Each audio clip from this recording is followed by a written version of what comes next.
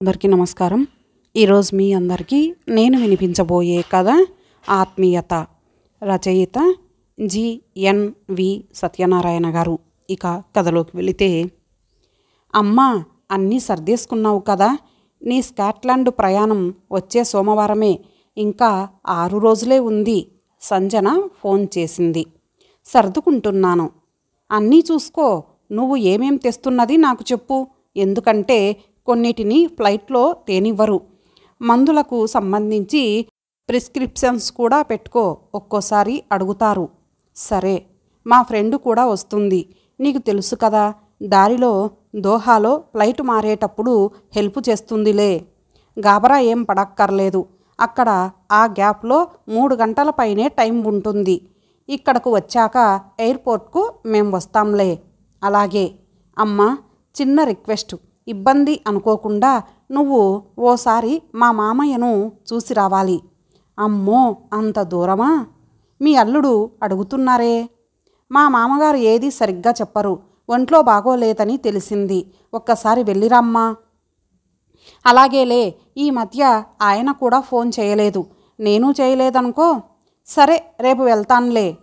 పిల్లల చదువులు, ఇద్దరికీ ఉద్యోగాలు. అమ్మా, ఈ పనుల ఒత్తిడితో చస్తున్నాననుకో. నువ్వు ఎప్పుడు వస్తావా అని 1000 కళ్ళతో చూస్తున్నాను. ఉంటానులే, పిల్లలు వచ్చే టైం అయ్యింది. భర్త రాఘవరావు ఉన్నప్పుడు ఈ ఇల్లు ఎంత కలకలలాడుతుండేది. ఒక్కతే అమ్మాయి సంజన. చక్కగా పెంచి బాగా చదివించారు. ఫారెన్ సంబంధం. వియంకులు ఊర్లోనే ఉంటారు. ఇష్టం లేకపోయినా ప్రేమ వివాహం కావడంతో అంగీకరించవలసి వచ్చింది. సంజనకి ఉద్యోగం అక్కడే దొరికింది. సంజన ప్రెగ్నెంట్ అయినప్పుడు ఇద్దరూ స్కాట్లాండ్ వెళ్ళారు. కూతురు, అల్లుడు చూడదగ్గవి అన్నీ దగ్గరుండి చూపించారు. భూతల స్వర్గంలా ఉంది. స్వచ్ఛమైన గాలి, వాతావరణం, సుందరమైన కొండలు, ఆ జలపాతాలు అన్నీ బానే ఉన్నాయి. కానీ చలిపులితోనే సమస్య. సంజనకు ట్విన్స్ పుట్టారు. మనవడు, మనవరాలు. అక్కడ వైద్యం, విద్య పూర్తిగా గవర్నమెంటే చూసుకుంటుంది. 6 నెలలు ఉండి వచ్చారు. సంజనకు చాలా రిలీఫ్. అల్లుడు అక్కడే ఇల్లు కొనుక్కున్నాడు.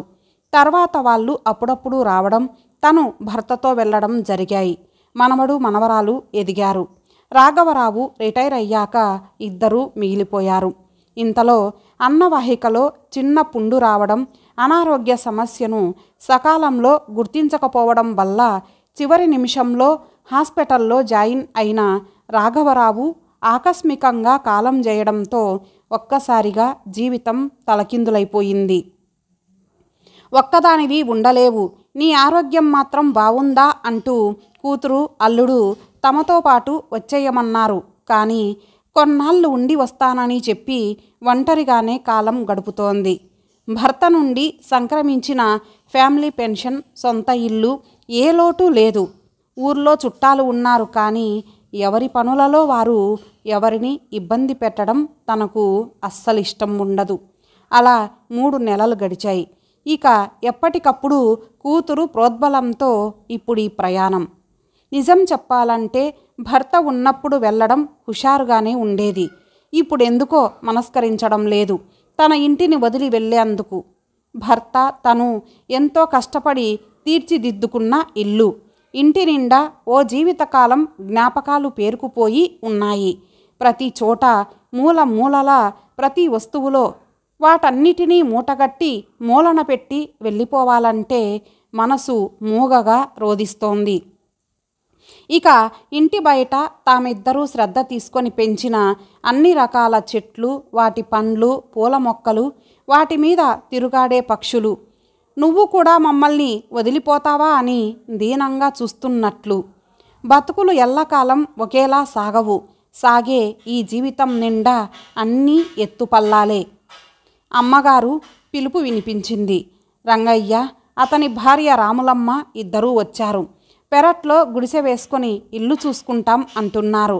ప్లేస్ చూపించి ఇక్కడ వేసుకోండి అన్నాను. చాలా కాలంగా తెలుసు, అయినా ఎందుకైనా మంచిదని అవసరమైనప్పుడు ఖాళీ చేయాలి అని చెప్పాను. రేపు పొద్దున్నే 6 గంటలకు వచ్చి వేసుకుంటాం అని వెళ్ళిపోయారు. మరుసటి రోజు గుడిసె వేసుకున్నారు. 11 గంటలకల్లా వంట ముగించి భోజనం చేశాను. చేసిన సాంబారు, చిక్కుడుకాయ వేపుడు 2 బాక్సుల్లో సర్ది ఫోన్ చేశాను. నరహరిరావు గారు ఫోన్ ఎత్తారు. హలో అన్నయ్య, ఎలా ఉన్నారు? బాగానే ఉన్నానమ్మా, నువ్వెలా ఉన్నావు?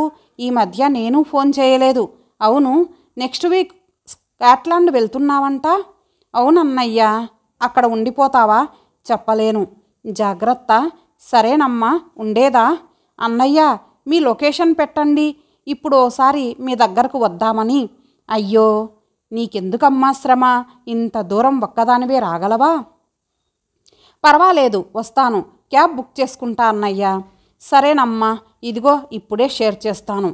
క్యాబ్ బుక్ చేసుకున్న 30 కిలోమీటర్లు చూపిస్తోంది. ఫోన్ ఉపయోగించి అన్నీ ఎలా చేయాలో కూతురు ఇక్కడకు వచ్చినప్పుడు చెప్పింది. భర్త పోయాక తప్పదనుకొని డబ్బుల విషయాలు, పేమెంటు ఎలా చేయాలి అన్నీ నేర్చుకుంది. ఓటీపీ చెప్పి క్యాబ్లో కూర్చున్నాను. మనసులో ఏవో ఆలోచనలు. నరహరిరావు అన్నయ్యది తనలాంటి జీవితమే. తన వియ్యపురాలు పోయి సంవత్సరమయ్యింది. కొడుకు బలవంతం మీద స్కాట్లాండ్ వెళ్ళిన ఆయనకు ఆరోగ్య సమస్యలు చుట్టుముట్టాయి. చివరకు ఆ వాతావరణంలో ఇమడలేక తిరిగి ఇండియా వచ్చేసి వృద్ధాశ్రమంలో చేరిపోయారు. 1-2 సార్లు ఫోన్ చేస్తే ఇక్కడ బానే ఉందమ్మా, దేనికి లోటు లేదు అనేవారు. తర్వాత కొడుకు ఎంత బతిమాలినా వెళ్ళలేదు. సంబంధం కలుపుకున్నప్పుడు ఆయన్ని చూస్తే ముచ్చటేసింది. కూతురి పెళ్ళి ఎలా అవుతుందో అన్న దిగులుతో ఉంటే వియ్యపురాలి కన్నా తనే ఎంతో కలుపుగోలుతనంతో మాట్లాడి అన్నిటినీ తేలికగా తీసుకుంటూ పనులన్నీ పురమాయిస్తూ పెళ్లి బాధ్యతను తన భుజాల మీద వేసుకొని హుషారుగా చకచకా నడిపించి జరిపించారు. భర్త రాఘవరావుకి ఆయనలా వ్యవహారాలు చక్కబెట్టే నేర్పరితనం లేదు. ఆ లోటు అస్సలు తెలియలేదు. చెల్లెమ్మ అలా చేయి, ఇలా చేయి అంటూ మాట్లాడుతుంటే తనకు అన్నయ్యలు లేకపోవడంతో సొంత అన్నయ్యలా కనిపించారు. మా ఆవిడకు చెప్పకు గాని నీ వంట తినడానికే ఏదో పని కల్పించుకొని వచ్చేస్తున్నానమ్మా మీ ఇంటికి అనేవారు. నాకు మొహమాటం లేదమ్మా నీ దగ్గర. నువ్వు ఏది వండినా అమృతంలా ఉంటుంది. ముఖ్యంగా ఆ చిక్కుడుగాయ కూర బాగా చేస్తావు, అది వండమ్మా. ఇక సాంబార్ అయితే మరీను మా ఆవిడ వండుతుంది. నీలానే అన్నీ వేస్తుంది. ఎందుకో అంత రుచి రాదనుకో. ఒక్కొక్కరి చేతి మహత్యం అనుకుంటా. నాకు కొంచెం జిహ్వ చాపల్యం ఎక్కువ, ఏమనుకోకు అంటూ చిన్న పిల్లాడిలా మాట్లాడుతుంటే ఎంతో ఆత్మీయంగా అనిపించారు. భార్య చనిపోయినప్పుడు చిన్న పిల్లాడిలా ఆమె ముందు కూర్చొని ఏడుస్తుంటే చాలా బాధ అనిపించింది. పరిస్థితులు మనిషిలోని బేలతనాన్ని కూడా వెలికి తీస్తాయేమో. తన భర్త పోయినప్పుడైతే వెంటనే వచ్చి పక్కన కూర్చొని ఎంతో ధైర్యం చెప్పి ఆ కార్యక్రమాన్ని సజావుగా జరిపించారు. ఆ వృద్ధాశ్రమం దగ్గర దిగి ఫోన్ ద్వారా క్యాబ్ అతనికి పేమెంట్ చేసి లోపలకు అడుగుపెట్టాను. నరహరిరావు గారు అని అడిగాను. ఒకతను వచ్చి చూపించాడు. భోజనం చేస్తున్నారు. నన్ను చూసిన ఆయన కళ్ళు విచ్చుకున్నాయి. రా అమ్మ అంటూ ఆప్యాయంగా కూర్చోమన్నారు. గుర్తుపట్టలేనట్టు మారిపోయారు. కళ్ళు బుగ్గలు లోపలికి పోయి ఉన్నాయి. అయిష్టంగా ఏదో కిలికినట్లు తింటూ అయిపోయిందమ్మా అన్నారు. సగం అన్నంలోనే. ఏంటో ఈ మధ్య తినాలంటే అస్సలు సహించడం లేదు అని లేవబోతుంటే ఆపి, అన్నయ్య నేను కూర సాంబారు తెచ్చాను అని ఆయన ముందుంచాను. నిజమా? ఈరోజు నాకెంతో సంతోషంగా ఉందమ్మా అంటూ ఎంతో సంతృప్తిగా మొత్తం అన్నం తిని, ఇలాంటి తిండి కోసం మొహం వాచిపోయి ఉన్న చాన్నాళ్లకు నీ చేతి వంట తిన్నానమ్మా అంటూ లేచారు. ఏంటన్నయ్యా ఇలా అయిపోయారు? నా కళ్ళను నేనే నమ్మలేకున్నా. వయసు మీద పడితే ఏముంది, అంతేనమ్మా. ఏవో ఆరోగ్య సమస్యలు, ఒంటరి జీవితం. నా సంగతి అలా ఉంచు. నువ్వు ఎలా ఉన్నావమ్మా? రాఘవరావు లేని ఇంటికి రాలేక, నిన్ను చూడలేక చివరకు ఫోన్ కూడా చేయడానికి మనస్కరించలేదమ్మా అంటూ 3 టాబ్లెట్స్ వేసుకున్నారు, ఒకదాని తర్వాత ఒకటిగా. చిన్న రూము, చల్లా చెదరుగా బట్టలు, ఏవో సామానులు. ఆయన్ని అలా చూస్తుంటే ఏవో జ్ఞాపకాలు. ఆరోగ్యం విలువ అన్నది ఏంటో తెలుస్తోంది. ఇంతలో ఎవరో ఒకతను వచ్చాడు. అతన్ని చూడగానే ఒక్క నిమిషం కూర్చోమ్మా, ఆయనతో మాట్లాడి వస్తాను అంటూ బయటకు వెళ్ళారు. ఇదేమీ బాగోలేదు. నువ్వు నిన్ననే రావాలి కదా, ఏం డబ్బులు ఇవ్వడం లేదా నీకు? ఇప్పుడొచ్చి వెళ్దామంటే నేను రెడీగా లేను, గెస్ట్ వచ్చారు. మీరు నిన్ననే డయాలసిస్ చేయించుకోవాల్సి ఉందండి, ప్రాబ్లమ్స్ వస్తాయి. నిన్న రావడానికి వీలు కాలేదు, సారీ అండి. నాకు వీలవదయ్యా, ఇప్పుడు రాలేను. మెల్లగా మాట్లాడుకుంటున్నా వినబడుతున్నాయి. విషయం కొద్దిగా అర్థమైంది. అతనే లోపలికి వచ్చి, చూడండి, మీరెవరో నాకు తెలీదు. ఆ సార్కి క్రియాటిన్ లెవెల్స్ ఎక్కువగా ఉన్నాయండి. వారానికి 2 సార్లు డయాలసిస్ చేయించుకోవాలి. నేనే దగ్గరుండి హాస్పిటల్కి తీసుకెళ్తుంటాను. డబ్బులు ఇస్తారులేండి. నిన్న నాకు వీలవ్వలేదు, ఇప్పుడు రానంటున్నారు. మీరైనా చెప్పండి. అన్నయ్య, ముందు మీరు హాస్పిటల్కి వెళ్ళిరండి, నేను ఇంకోసారి వస్తాను. అది కాదమ్మా, రేపు వెళతాను. నువ్వింత దూరం కష్టపడి వచ్చావు. ఇంకేం చెప్పొద్దు, మీరు ఆయనతో వెళ్ళిరండి, మరేం పర్వాలేదు. ఇంటికొచ్చాను, మనసంతా అదోలా ఉంది. ఒక నిర్ణయానికి వచ్చాను. ఇంకో బెడ్రూమ్లో సామానంతా తీసి మంచం దుప్పటి అన్నీ సర్దాను. అవసరం అనుకున్నవన్నీ అమర్చాను.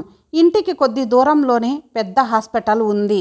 ఫోన్ చేసి డయాలసిస్ గురించి కనుక్కున్నాను. రంగయ్యకు విషయం అంతా చెప్పి, ఇక నుంచి నీ అవసరం ఉంటుంది అని చెప్పాను. సంజనకు ఫోన్ చేశాను. నేను స్కాట్లాండ్ రావడం లేదే. అదేంటమ్మా, టికెట్స్ బుకింగ్ అన్ని ఏర్పాట్లు జరిగాక ఇప్పుడేంటి ఇలా? మాకిక్కడ నీ అవసరం ఉంది అంటూ ఇంకా ఏదేదో చెబుతోంది. ఇక్కడ కూడా ఒకరికి నా అవసరం ఉంది, స్థిరంగా చెప్పాను. ఇంతటితో ఈ కథ సమాప్తం. మరలా ఒక మంచి కథతో కలుద్దాం. అంతవరకు సెలవు. నమస్తే.